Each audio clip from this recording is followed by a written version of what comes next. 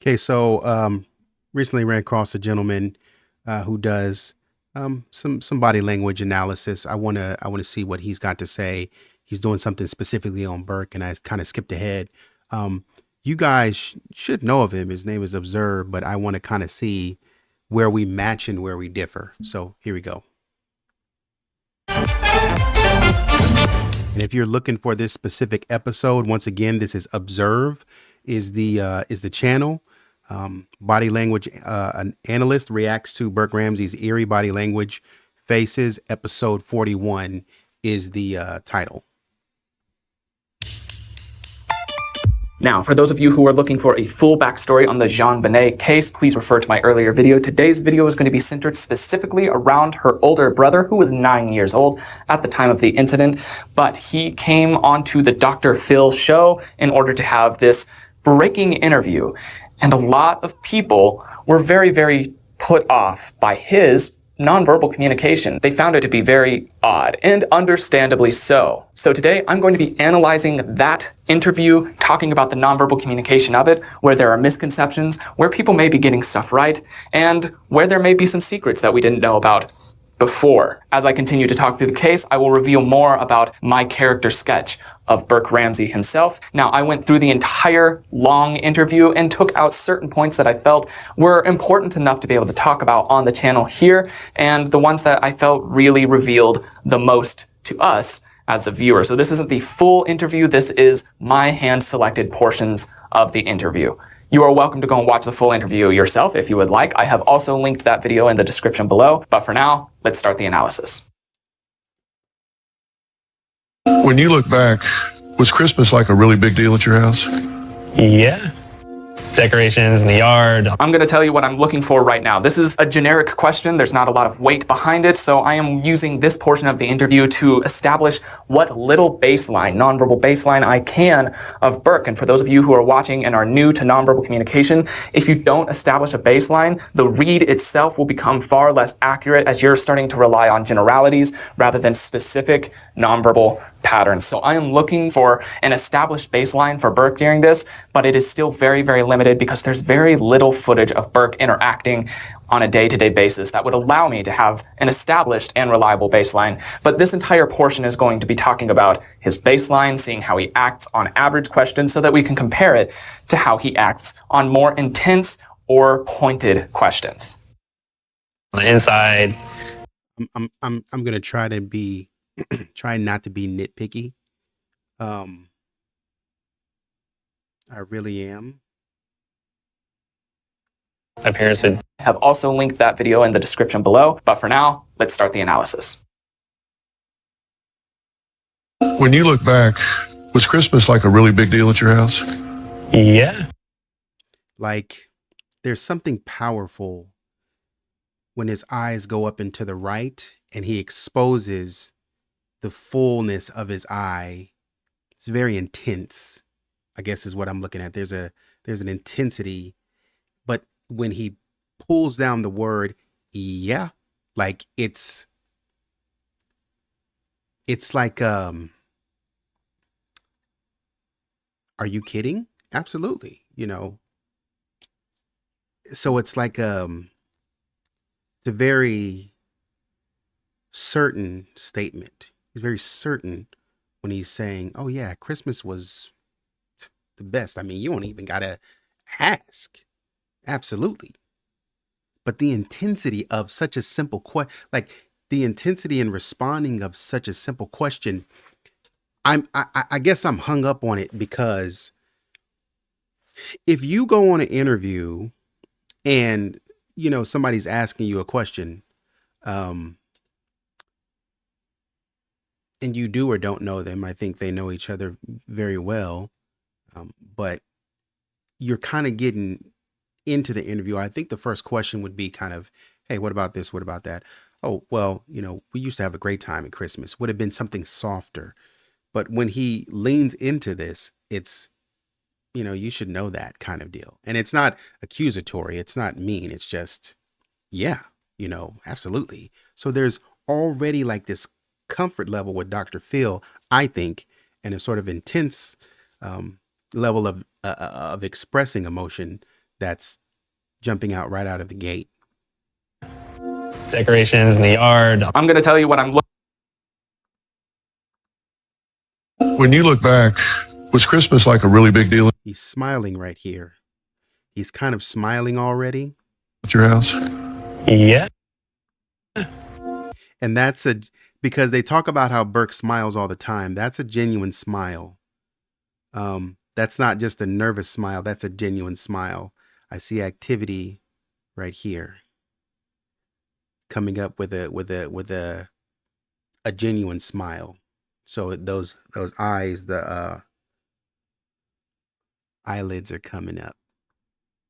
Decorations in the yard. I'm going to tell you what I'm looking for right now. This is a generic communication. If you don't establish it, because there's very less on more. To throw a party every year. Hello, I'm Patsy Ramsey. Daddy's not here, but this is JonBenet. She's 4. You know, and the thing that always bothered me about this is how far he's over there. Like, my God. And this is why when we start talking about who did it, I don't think it was Patsy, because look at how Patsy Burke is 7. is nurturing JonBenet. Like, she's hovering over her and then she's like comforting her. And JonBenet is like none the wiser. Oh, you know, this is what I do. But Burke is over there in his own little world, playing with his toys. And now we see his eyes dart over. He's over there minding his business. To throw a party every year.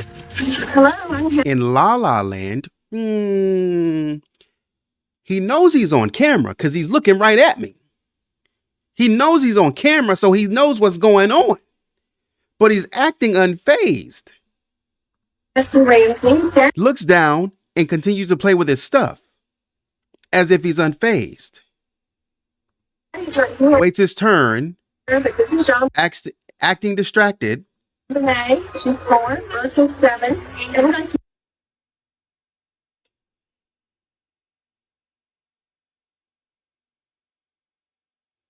When she touched him, he didn't, I thought he was going to look over all the way, but he didn't all the way acknowledge her. He just kind of looked like that and halfway acknowledged that he was touched. Hello, I'm Patsy Ramsey. Daddy's not here, but this is JonBenet. She's 4. Burke is 7. And we're going to welcome you to our home and wish you a very merry. So he knows that camera's there because he's looking at me and he's waving. But he didn't acknowledge her presence all the way. He kind of looked down toward JonBenet's area, or he just kind of looked like that. Christmas. Now, 2 days before JonBenet was murdered, that was when the party was at your house, right? Yeah. And you had people tour the house? I think there was like a Boulder home tour thing. Like, we weren't the only people that did it. Right, they went house. I'm going to talk about something that I see that pops up in Burke's nonverbal communication the entire time. And when he is recollecting, when he's recollecting a genuine event, an actual memory, he consistently looks off to the side in this general area. That is his area of recollection. And he also has a slight squint to his eyes, which means that it is genuine recollection. That's important to note, because if that pops up any other time, then we know he's genuinely recollecting. Whereas if there's a variance to that, that could be a sign of a fabricated memory, aka a possible lie. But that note, that pattern that we have made here is important to keep track of throughout the rest of the video. Also, a certain dynamic that I want to point out here that just starts to leak into my field of view, so to speak, is back here when Patsy is introducing Burke and JonBenet. You can see the favoritism that already shows up in her body language as she pays more attention to JonBenet, and Burke is a side thought. That dynamic is really important, and I'll get to that later on. Mm-hmm. The Absolutely. house, Yeah. and looked at all the decorations. So when do you guys open gifts? That Christmas Eve or Christmas morning? The house, Yeah. and looked at all the decorations. So He's smiling for real, for real. You see him sitting up. He's sitting up like this. You see his neck is up and out. So he's at attention, ready to, hey, I'm enjoying this. Like, I love the conversation already. I'm talking with a friend. He's comfortable. When do you guys open gifts? That Christmas Eve or That Christmas is a genuine smile. morning? Christmas morning. Do you remember? But that look, Eve or Christmas morning? Christmas. he's looking down and he's answering a simple question. Christmas morning.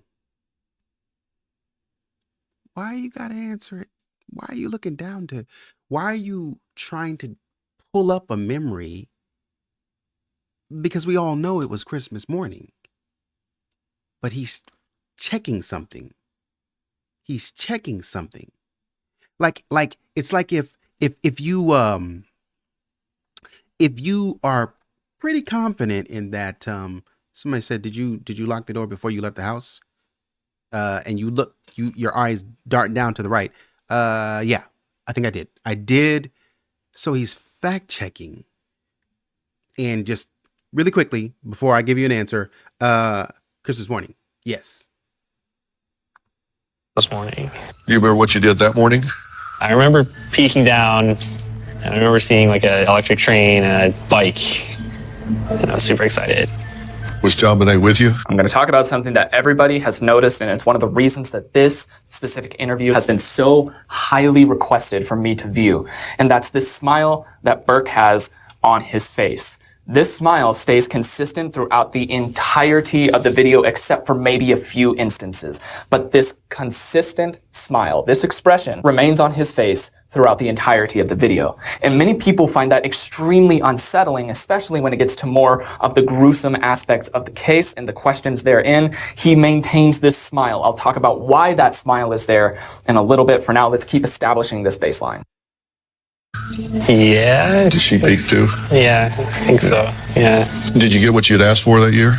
Nintendo 64. And what did JonBenet get? I think she got a big dollhouse. Something that I want to point out about Burke's tone is that when he's recollecting and unsure about something, his tone increases in both fragility and also pitch. So that is an indicator of a lack of confidence. So when he is not certain about something, those two tells are going to be prevalent in those instances. So if we see that specific tonal pattern pop up later on in an area where he's trying to sound very, very authoritative or confident in what he's saying, then we can understand that he is not actually feeling that confident. And that's the little blip that we had to work with. After this, the interview really started hitting hard with heavier questions. And so our baseline that we have for Burke, the very, very small one that we can have, is one, the smile is always there. It always seems to be there, but it's forced. That's important to know, and I'll talk about, like I said, a little bit later. And then also, when he's recollecting, he looks off to the side in the same way every single time. So if we see a variant from that, it's a red flag. Along with that, his uncertainty tells are an increased pitch level and fragility in tone. These are all things that we can keep track of as we continue on in the read, because they can be more or less open doors for us to understand what Burke's mental processing is throughout the entirety of this video. Specific interview has been so high. Do you remember what you did that morning? I remember peeking down, and I remember seeing like an electric train and a bike, and I was super excited. Was JonBenet with you? I'm going to talk about something that everybody has.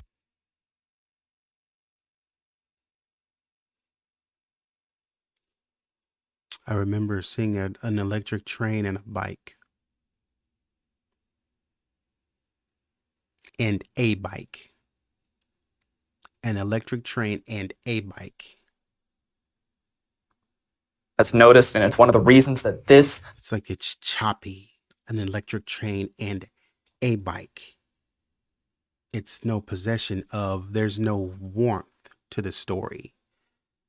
It's very mechanical.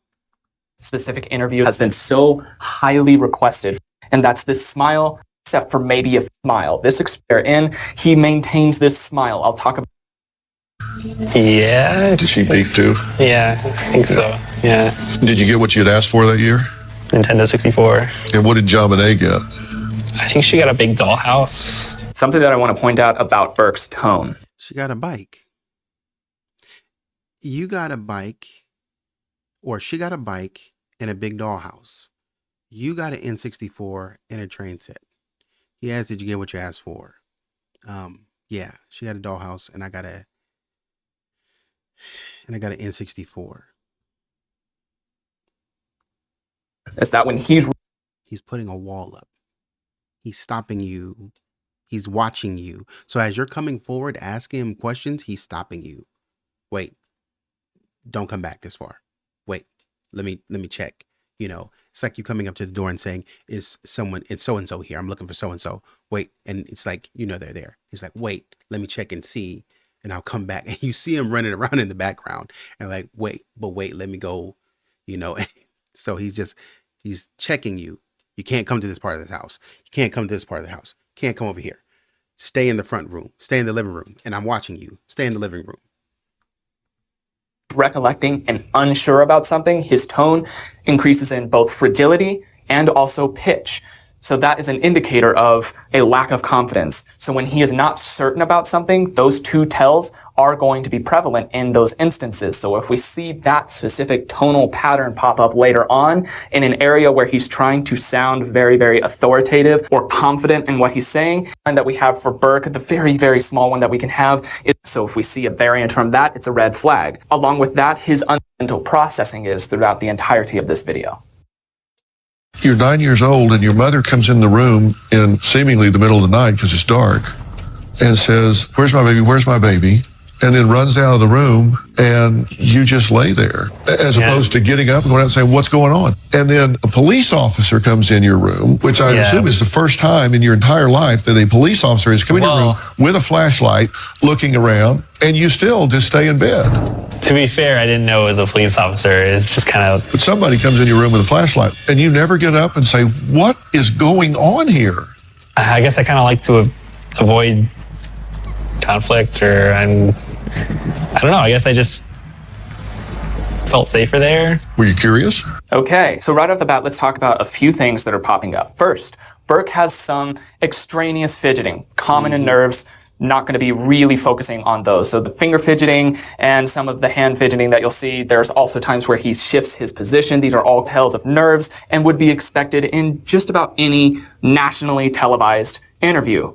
No big deal. The things that are really interesting to me is that, one, he still keeps that grin, that smile across his entire face pretty consistently. Earlier on, there's not as much, and then as his nervousness ramps up, as the pressure ramps up, so does this expression of perhaps joy. It's not joy. I will let you know that it's not joy, but this expression pops up more and more frequently. And while he's recalling, he still has the tonal tells that indicate that he's not completely confident in the words he's saying. Now, is that because it's 20 years ago and he's remembering a very long time ago? Or is it because the events that he's recollecting are not genuinely the events that happened? I promise I am going to get to that smirk, that smile, and the reason for it, but it is going to be later on in the video because I feel his cheeks are falling.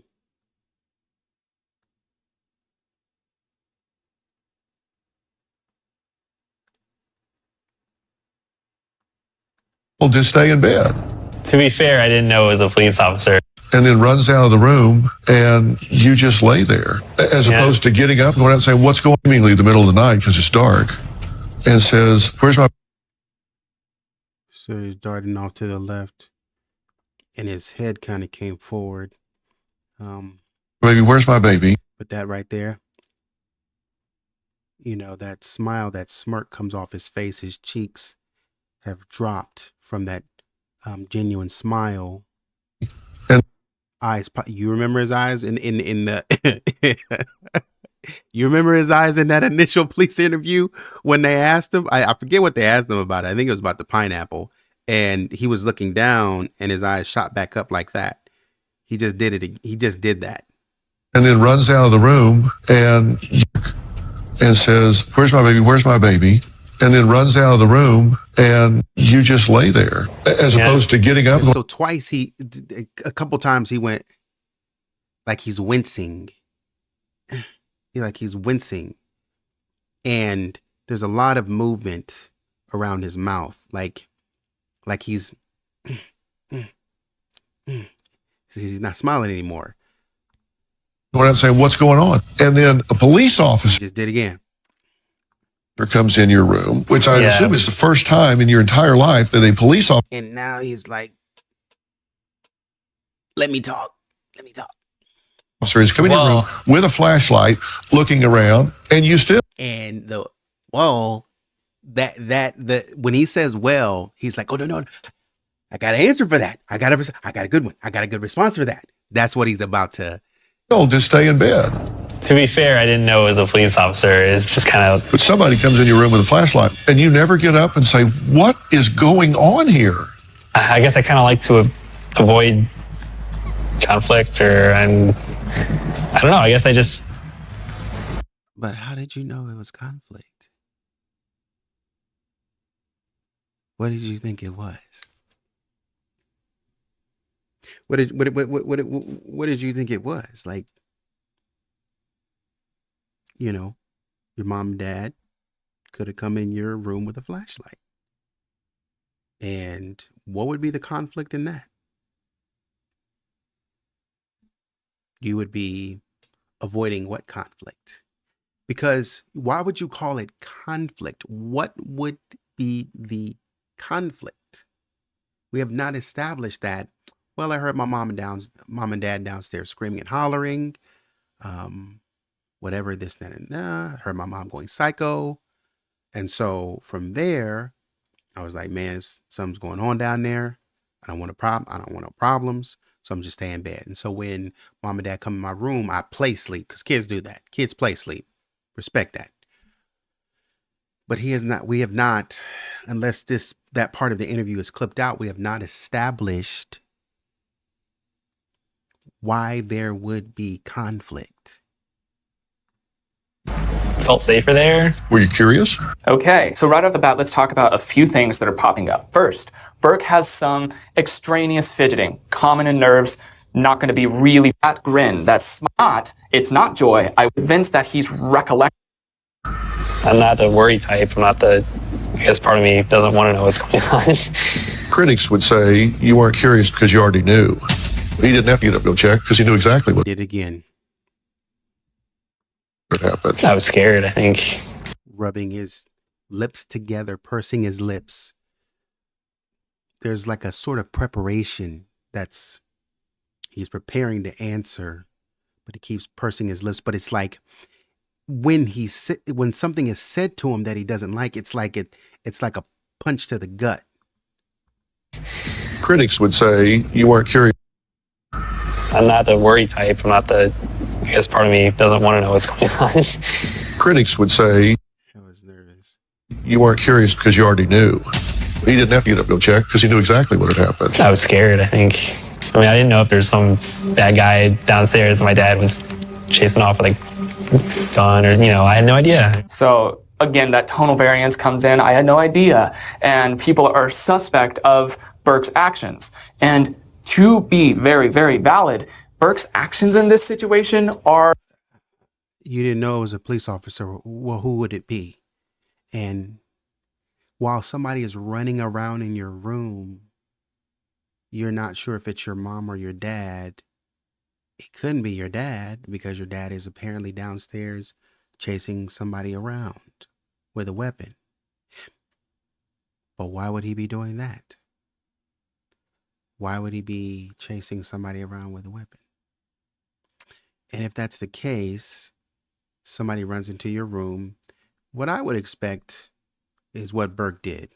If, somebody runs in your room with a flashlight and you're genuinely scared and you don't know who it is, you would probably, if it's a kid, you would probably lay there and just hope that it goes away. So that's on par. are strange, and I The explanation of it doesn't make sense. do believe that there's a specific reason for why that is. Let's keep watching throughout this so we can see and continue fleshing out this nonverbal character sketch as to who Burke Ramsey is and whether or not he's guilty. Were you scared for JonBenet yet? I think I was trying to be positive. So this one was just a little blip because Dr. Phil asked an important question. Were you scared for JonBenet? And he says, I think I was trying to be positive, which in essence is answering the question, no, I was not scared for JonBenet. I wasn't. I was trying to be positive. I think I was trying to be positive. There's not any verbal confidence in that, so I have no confidence in that. What I am getting and what I am confident in is that he was not scared for JonBenet, and there's a reason for that. The next thing I remember is going to I don't think that that's the case at all. When somebody responds, if you get in a car crash and somebody says, or if somebody gets in a car crash and family member or something like that, and somebody comes up and you're recounting the story later and they say, well, how did you feel? Did you think they were going to make it? And your response is, we were praying for the best. That doesn't mean that you thought that they were okay. That means that you were hoping, because you were fearing for the worst, but you were hoping for the best. That's what that means. That doesn't mean that he didn't think, or he assumed that she was okay and he didn't have any thoughts about whether or not she was okay or not. There's concern that that something might be happening or may have happened where she is not okay. So if in that instance, I hope she is okay. To another one of our friends' houses, everyone was really sad over there. My dad came and told me, JonBenet is in heaven now, and then he started crying. And then I started crying. A few things that I want to point out non-verbally is, once again, this intensified grin, smile, expression of joy on his face throughout the entirety of this more or less tragic recollection. People are wondering, why is this so disconnected? And I'll go ahead and talk about that right now because it shows up throughout the entirety of this interview, and I might as well get this out of the way right away. This smile is not duping delight. It's not joy, and it's not happiness. It's forced. It's a forced expression. If you look, That's Patsy Ramsey's face. That's Patsy Ramsey's face right there. Number one. Number two, before he finishes, that was sarcastic. Everybody was really sad.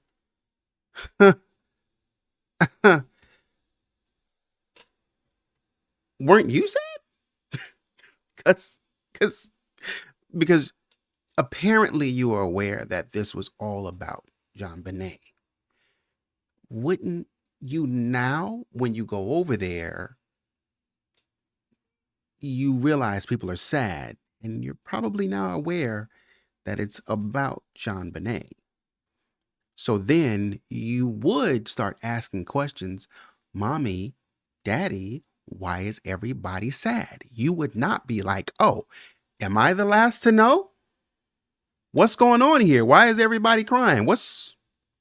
Because you're aware that something happened to your sister, and so now people are crying, but your sister's not here. You could put 2 and 2 together at 9 going on 10. You're cognitively available to put 2 and 2 together now, to be able to at least ask a question. Mom, where's JonBenet? Because even JonBenet would ask at her age, Mom, where's Burke? You're not asking these questions.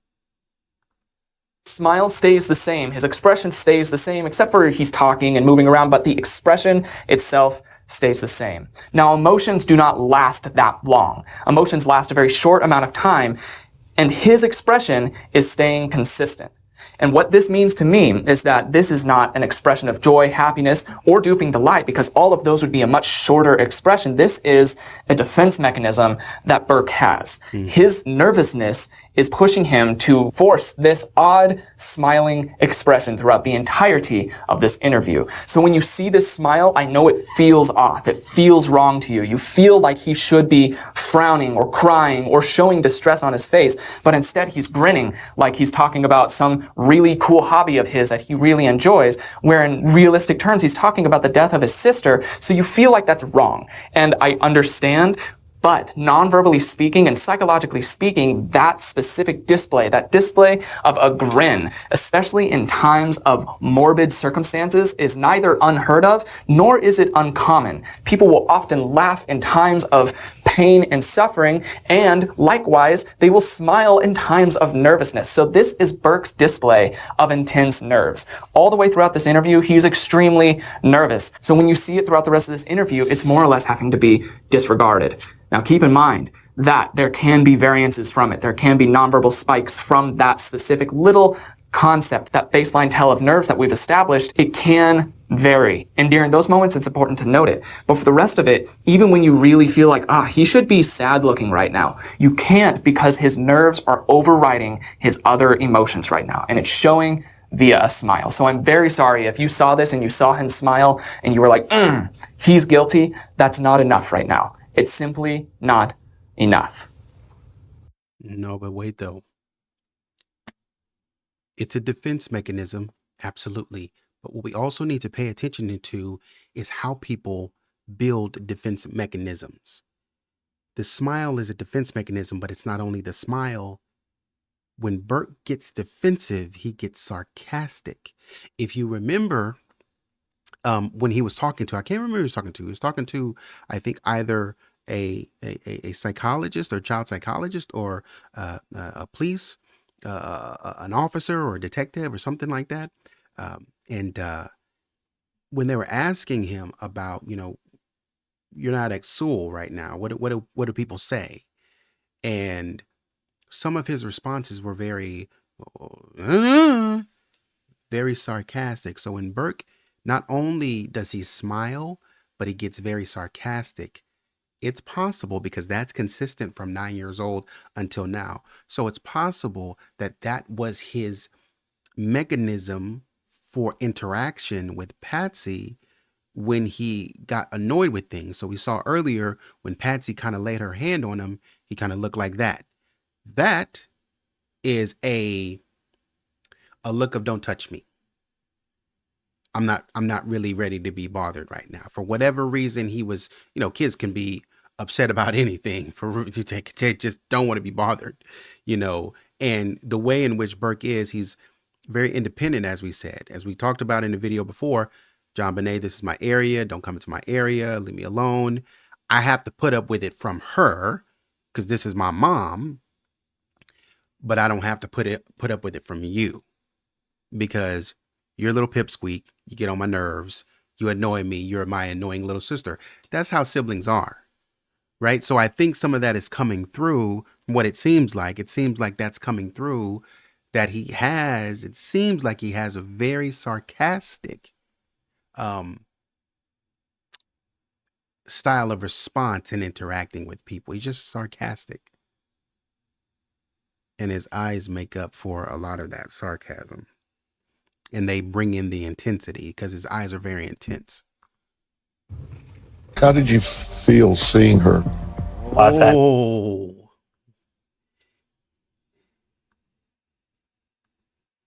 He stumbled. How did you feel seeing her? How did you feel? Go ahead and ask the question. Let's get into it. Let's do it. Come on. We're going to talk about it. Let's talk about it. You saw that. Yo, hold on. Say that. Come on. We got to talk about it. We got to talk about it. You know what we're here for. We got to talk about it. How did you feel seeing her? He's about to do like that. Ugh, we're getting into that. A lot of sadness. I don't think I really fully grasped. How did you feel seeing her? A lot of sadness. I don't think I really fully grasped. Like, very slight. After this, I won't see her again. I don't believe that he felt that at all. He said a lot of sadness and he avoids eye contact. There's nervous fidgeting off to the side, which is still part of his pattern of nerves just due to the interview. But long story short, I simply don't buy it right now. And there's not enough solid evidence for me to say for sure that he wasn't sad, but he doesn't display any nonverbal affirmative actions for that. So I'm making a note of that and I'll keep track of it. And if there's anything that goes against that later on, then I'll have to change this. I just have to, because that's how scientific method works. You discover new data and you change what you have to fit the new data. So let's keep watching. To the contrary, though, we do have evidence now, don't we? We do. Because out of Burke's own mouth at the time, we have a timestamp of what he was feeling when he felt it. Such as is to say, I'm just moving on with my life. Oh, I don't really think about it. I don't really think about her anymore. That's why it's not true, because he didn't feel it. And so that memory is coming back up. So when you ask him, how did you feel? I can't feel hurt because I wasn't hurt. I can't dig into pain because there was no pain. When you ask me, hey,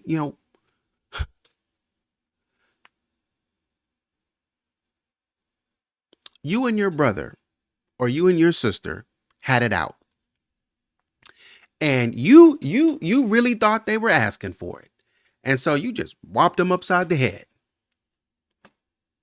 Say you're sorry. Are you sorry? Say you're sorry and mean it. I'm not sorry because they deserved it.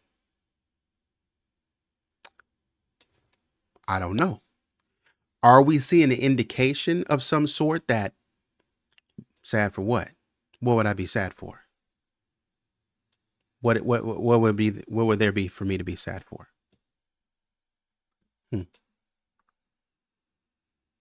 Are you aware of these different theories that are out there? Oh, come on, situate. Come on, situate. Theories that you killed your sister, theories that your mother killed JonBenet, and theories that an intruder killed JonBenet. Those seem to A little bit of frustration that's showing that he's heard these theories and he's frustrated by them. He's also looking down, more or less averting his eyes from Dr. Phil, and this can also be seen as an expression of shame. So the chances are he's both heard them, he's frustrated by them, and he's ashamed of those theories as well. That's what his body language is telling me, and that's likely how his train of thought is flowing from what I see non-verbally. Correct. be the three camps that people talk about. Because as we know, he turned down the Netflix opportunity, citing the media and web sleuths. Yeah, I mean, I know that we were suspects. I didn't know they were camps, I guess. He has his continual smile. It's still there. It's still prevalent, but he showed no other nonverbal misalignment. And that means that he's telling the truth, more or less, in this part. He has been aware of the theories, and he didn't know that there were camps or whatever. This is just showing that we have a decent idea as to the authenticity tells of Burke at this point, but we still need to gather more data for this. Does that look like her handwriting? Honestly, looking at that, she would always bug me about having good handwriting, and she would make me rewrite stuff to try to get me to have good handwriting, and I think it's too sloppy.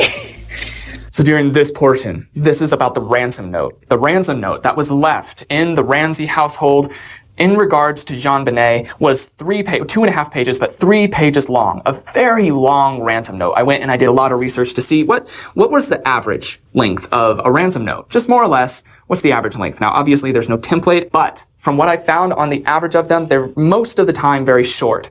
Under a page. So to have a 3-page ransom note, that was odd.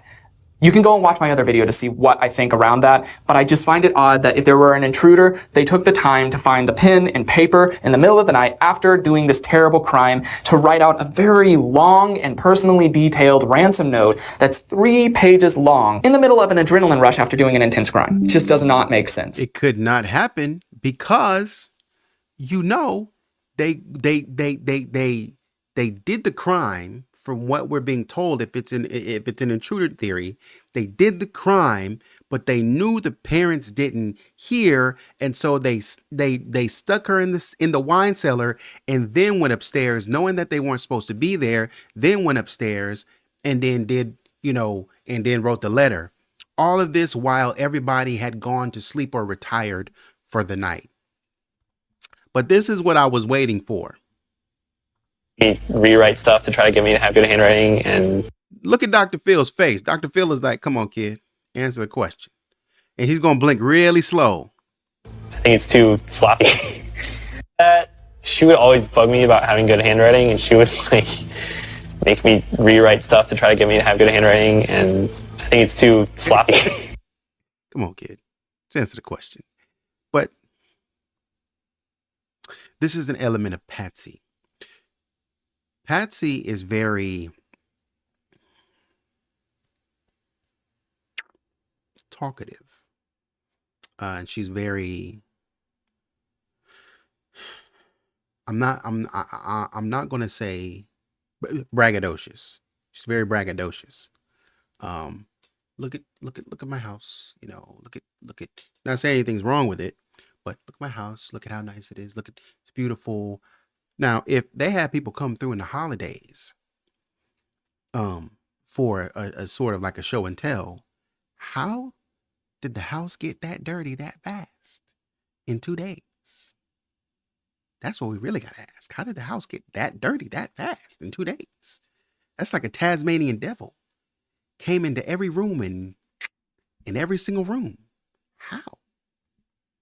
But the point that I'm making about this is that Burke is telling us a story. Like, when you encounter people at like a party or a networking event or something like that, and they're telling the story and the story doesn't pop like it needs to pop. And so it kind of ends flat. That's what's happening here. It's like, oh man, oh my God. It's so yeah, man, that's that's what happened. That's how it's ending right now. So because Dr. Phil is not giving him support to kind of, and what I mean by support is that Dr. Phil is not coming, oh yeah, I know what you mean. He's not coming in with that. So he has to end this very awkwardly. very long ransom note. I went and I wrote that's 3 pages long, undeniably similar to it. So was 3 pages Sloppy. So during trying to pull out a comedic, because his response had nothing to do. I asked you, does this look like your mother's handwriting? And you said, oh, you didn't answer the question. You went around it. You said, oh, that just looks sloppy. I know. I asked you, does it look like your mom's handwriting? That's what I asked you. Dr. Phil didn't press him. this portion, 3 pages long, similarities between consistently throughout his answer. He doesn't have this nervous laughter often, and it shows up in a large pile here. Along with that, he doesn't directly answer the question, and these sorts of tells push me to believe that he knows it looks similar, but he knows that he should not say that it does. So he tries to circumvent the question. He has nervous laughter, which is a spike in his nonverbal communication, and all of it lends me to believe that he knows it looks similar, but he won't say that it does. You cannot recall a time in your life that you ever saw your mother fly into a rage. No. Did you ever see her throw anything? No. Did you ever see her break anything in a fit of anger, smash anything down? No. Dishes, lamps? No. Throw anything at your father? No. All right, so during this time, Burke's being genuine. His body language is synchronized. There's nothing that's sticking out to me as a possible red flag. Even the lip compression at the end is easily related to the negativity of the questioning itself. But his head shakes are all synchronized. He doesn't break eye contact in his way that he does when it's more suspicious. And he has none of the tonal variances that show his lack of confidence. During this time, Burke seems to be, non-verbally speaking, being genuine. I don't think Patsy was a violent person. I just don't believe she was. And Burke's nonverbal communication goes to show that further. Now, but I need to clarify, because when he said, "Hey, mom's going psycho," and to some people that's the basis of maybe Patsy did this, but Burke is telling you right now, no, and he's doing it because if you guys remember a clip in another video where John was he was on stage with a woman, and she was asking, "Did you kill? Did Patsy kill? Did you kill?" And John was like, "No." And then he said, "Did Patsy kill?" "No." "Did Burke?" "Well, that's no." And so it took him a little bit longer to say no. Now, Burke is doing the same thing. He's exhibiting the same thing. "Was your mom violent?" "No." "That's what I'm expecting." "No." And even though he looked to his right, no, absolutely not. No. All right, so during this time, Burke's being... No. Did you ever see her throw anything? No. Did you ever see her break anything in a fit of anger, smash anything down? No. Dishes, lamps? And like he said, the eye contact is there. He's staring directly. I don't got to break eye contact. No. That's easy. No. You ain't hit me with nothing hard. No. Throw anything at your father? No. All right, so during this Thought time, about Burke's that? No. See mama doing. Okay, cool. being genuine. and he has saw earlier, and then at the end of this, I'll talk about how it all plays in together. Dr. Phil asks Burke, were you jealous of the attention that JonBenet got? And Burke answers in something that sounds not only hollow, but also the verbiage of it itself really indicates the true emotion of it. So Dr. Phil says, are you jealous, more or less? And Burke shakes his head and says, it's totally fine. I got to spend time with mom too, you know. He has this nervous laugh in there. And that indicates to me that he wasn't totally fine with it. He just wasn't. And very rarely are kids totally fine with one child getting more attention and more preferable treatment than themselves. It's very rare. So when Burke is saying, no, it was totally fine, I don't buy that.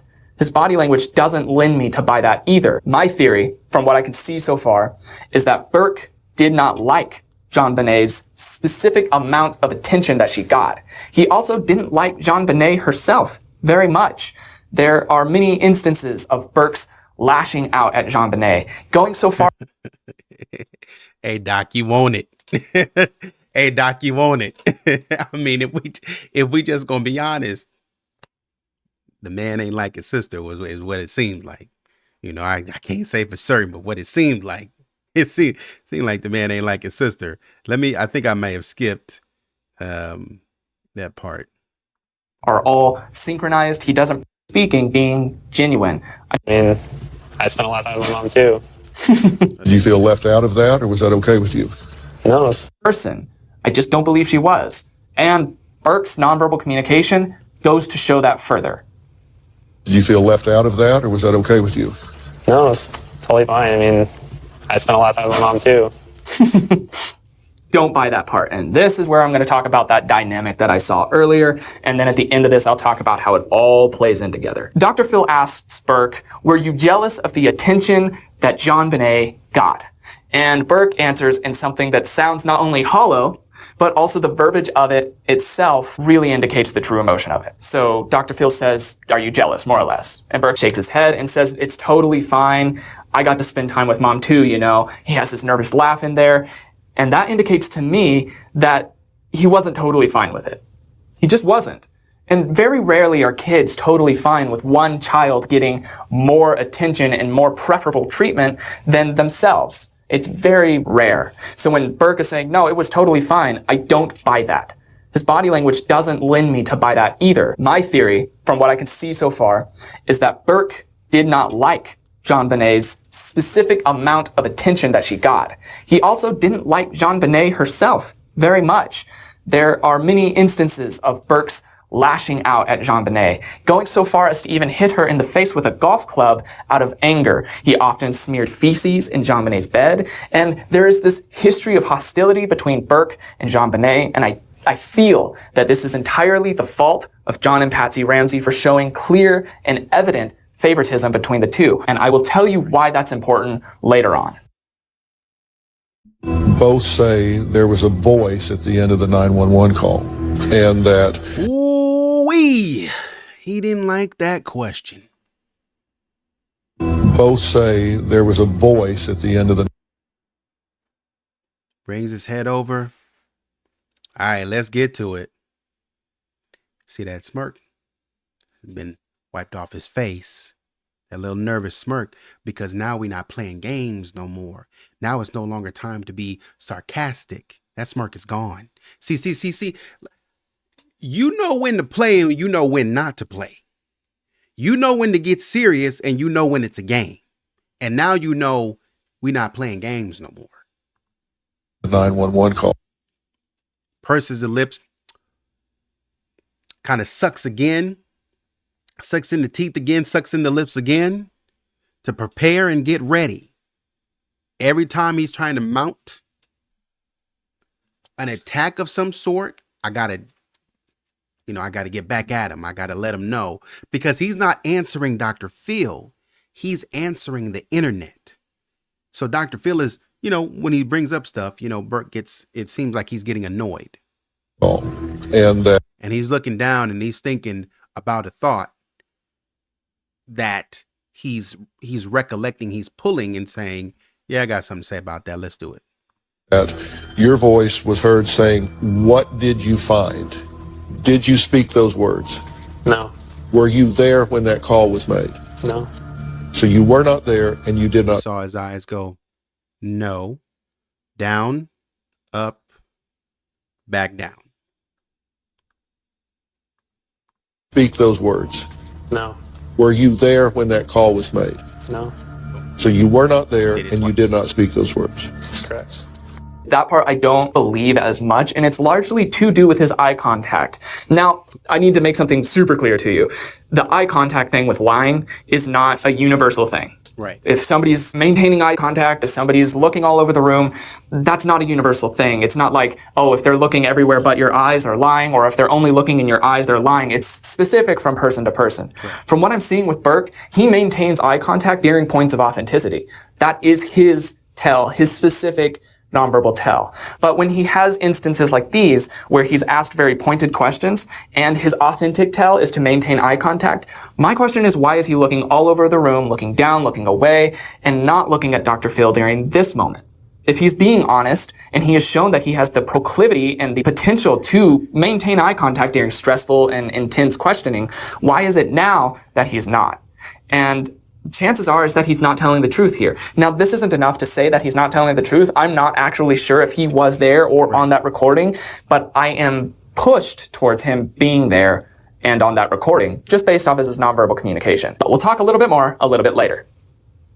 So you can say with absolute certainty that is not your voice on that 911 tape. Absolutely not. Still not making eye contact, and absolutely not is another one of those verbal patternings like the, oh, it's totally fine. It's over the top. It's not needed, but it's still implemented in there because Burke feels that he has to convince Dr. Phil of this, which can be said for his innocence. If he was innocent and he wasn't there, then he needs to convince Dr. Phil because he indeed was innocent. But if he's lying, he still has that need to convince Dr. Phil because he wants the lie to be bought. And with his eyes being turned down the way they are, and we know more often than not he will hold eye contact during authentic conversation and responses, then that lends me once again to believe that that might not have been true. Is it enough evidence? By all means, no. But that is the direction that I'm being pushed. You went to see a child psychologist. Do you recall that? I'm gonna stop it right there because I want to jump into that a little bit later. But very interesting because I feel like I've seen this before, and I did an analysis on it before, but it was kind of difficult because they didn't have everything, kind of together, all the interviews together. But so far, I'm kind of learning a little bit more, thanks to the help of this analysis, learning a little bit more about, kind of confirming those tales consistently and saying, yeah, man, there's something going on, especially confirming at the very beginning when we see the family dynamic, because I have some research that I did on Patsy, just kind of Patsy in her younger days, to kind of show that when we're looking at JonBenet sitting in her arms or sitting right in front of her, and Patsy is kind of over her like a mother hen, kind of protecting her and guarding her and this, that, and the third, and sort of showing that favoritism. I'm going to tell you right now, that started a long time ago. That started as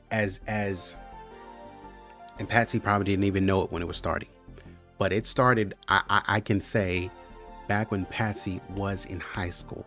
And I'm going to sort of talk through an analysis of why, but that started a long time ago. And so Patsy can't help but sort of protect and shield JonBenet in the way that she did. And that's why I don't think Patsy did it, but she can't help but shield JonBenet in the way that she does, because JonBenet is a culmination of everything that Patsy was and should have been. And I'm gonna be clear about that. But anyways, let me know what you think. Like, share, subscribe, comment. And until the next time, take it easy.